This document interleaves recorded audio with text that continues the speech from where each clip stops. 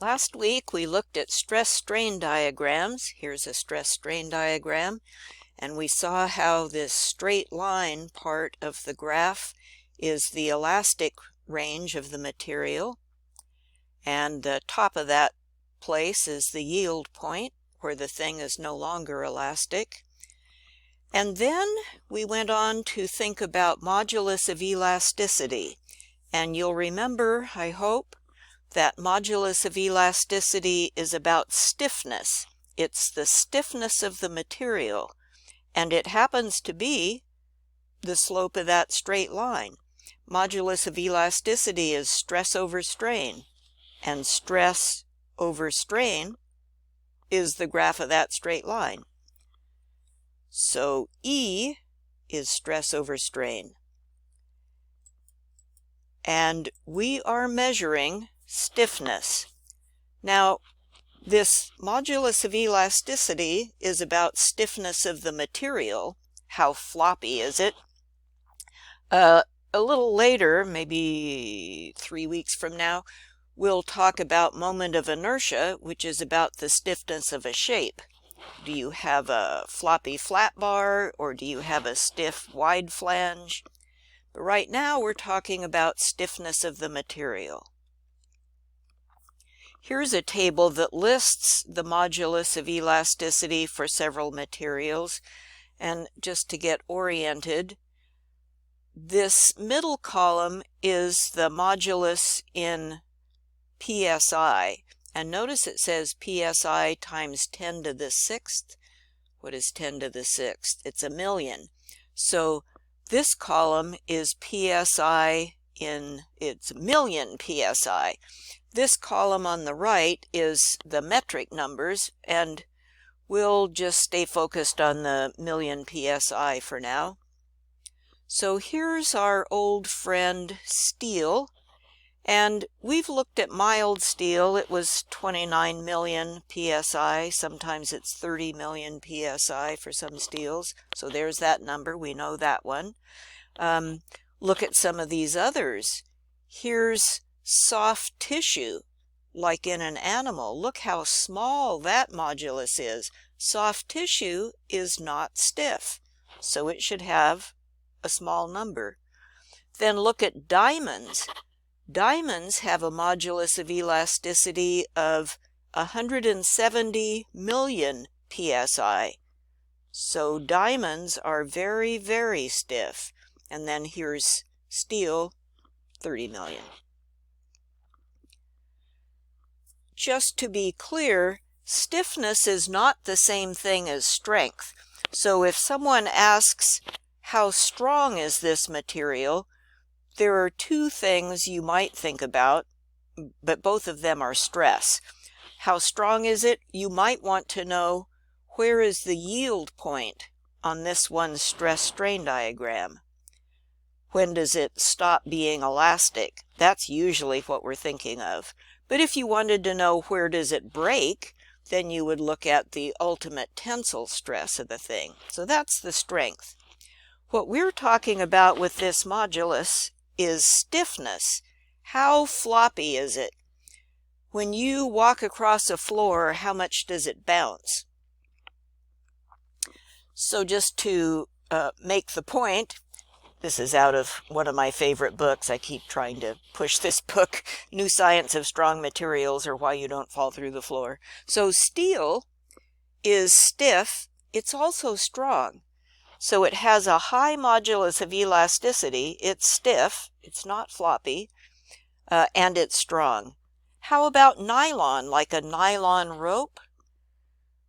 Nylon rope is not stiff, is it? It's flexible. So if you looked up nylon's modulus of elasticity, you'd find it had a low modulus. However, it's quite strong, so it has a very high tensile stress.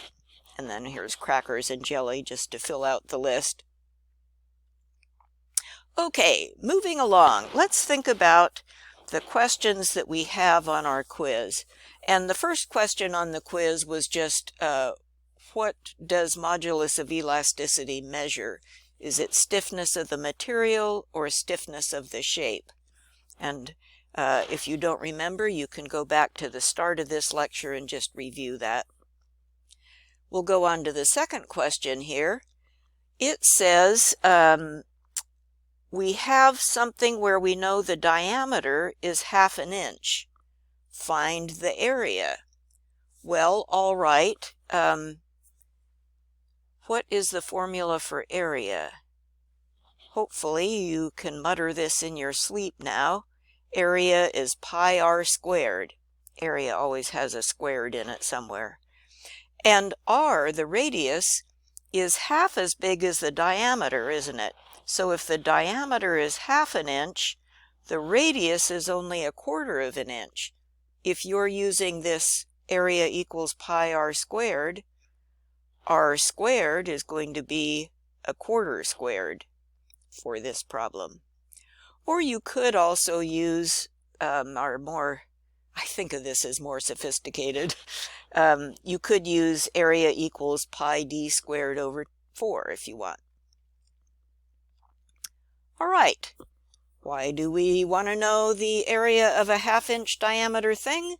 Because we have this elevator cable. And here's this problem out of our book. The elevator hangs from a steel cable that's 300 feet long and 1/2 inch in diameter.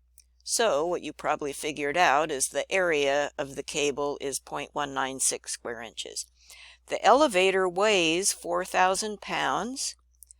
The modulus of elasticity of this steel is 29 million psi. About how much does the cable stretch? In other words, how big is the deformation? So what are we trying to find? Deformation, delta. What are we given? Well, let's look at the stuff up here in this story problem. Steel cable is 300 feet long, so we know the length. 1/2 inch diameter, so we could figure out the area. We've got the area. It weighs 4,000 pounds. What is that? That is the force. P is 4,000 pounds. And finally, we know the modulus of elasticity, E, is 29 million psi. So great. Now, one thing we want to pay attention to here is that area is in square inches. Modulus of elasticity is in pounds per square inch. So we should convert our length into inches, shouldn't we? Let's not leave it in feet. How many inches are in 300 feet? What is 300 times 12? I'll leave that for you. All right, so anyway, we're looking for deformation. We've got these things. Guess what? We have all the terms we need for our good old play equation. Yay! So you can just now plug the numbers in once you've converted length to inches. Let's go on to the next question. Here is a roof arch. It's held by a tie rod. We got some turnbuckles tightening the tie rod. And the tensile force on this rod is 60,000 pounds. We know that for this particular steel, the maximum allowable stress is 20,000 psi. The question is, how big a rod do we need? And so this is asking, how big an area do we need for that rod? So what are we trying to find? The area. What do we know? Well, the tensile load, which is force, is 60,000 pounds. Remember, force is measured in pounds. So we know that P, the force, is 60,000 pounds. What else do we know? Allowable stress is 20,000 psi. Alrighty. Oh, look, there are the three terms in our good old stress equation. Here's our good old stress equation. And what we're looking for is area. So we'll cover up the one we don't know. We don't know area. And that leaves us with P over stress. area is P over stress.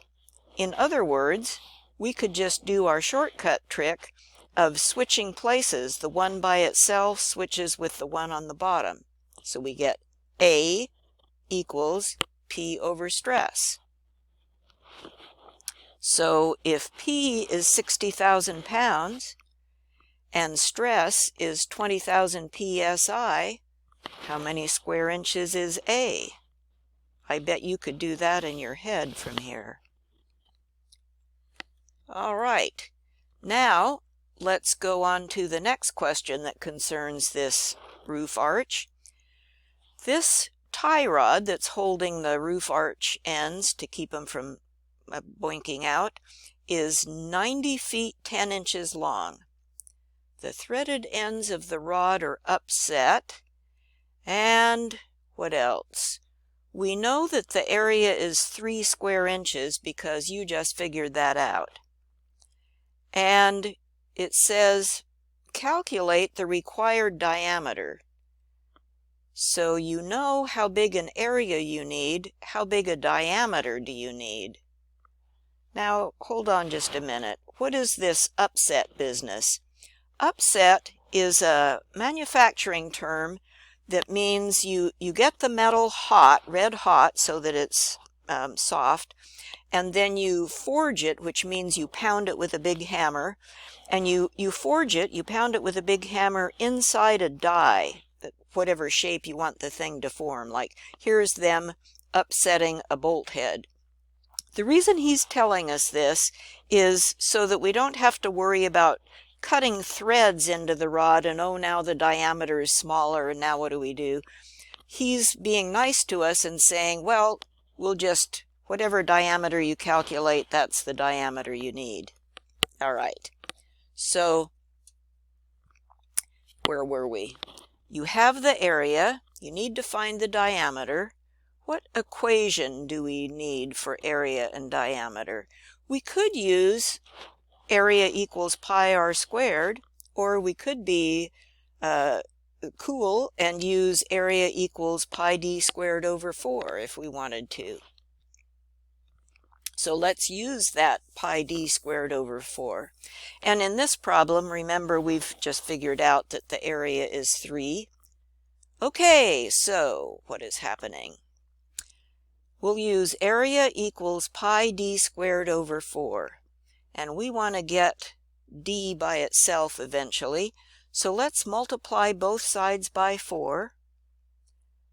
The 4's will cancel out on one side, and that leaves us with 4 times a equals pi d squared. Okay, 4a equals pi d squared. Now we're still trying to get d by itself, so let's divide both sides by pi. Now the pi's cancel out. And so now we have 4a over pi equals d squared.